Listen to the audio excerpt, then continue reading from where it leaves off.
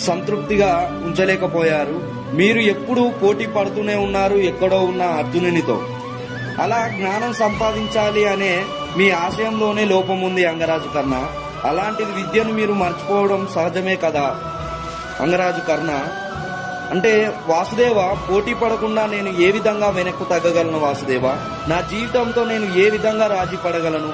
ఈ సమాజం నిరంతరం నా వ్యక్తిత్వాన్ని కాలరాస్తూ వచ్చింది. నాలోని శక్తికి తగిన గౌరవం ఇవ్వలేదు. నేను ఒక జాతి తక్కువ వాడని అంటూ ఎప్పుడూ నన్ను హేళన చేస్తూ వచ్చింది. ఈశ్వరుడు ప్రసాదించిన సామర్థ్యంపై మనిషికి అధికారం ఉంటుంది వాసుదేవ. అలాంటిది ఈ సమాజం ఎవరికైనా అధికారం పొందే అర్హత లేదు అని ఎలా చెప్పగలదు? ఇలా మాట్లాడడం తప్పే కర్ణ. జాతి పేరిట విపక్షత చూపడం, మానవ కల్పిత విభేదాల కారణంగా ఎవరికైనా ఒక వ్యక్తిని గాని, సమాజంలో ఒక భాగాన్ని కానీ అధికారం నుండి, అవకాశాల నుండి, సంపద నుండి, ప్రతిష్ట నుండి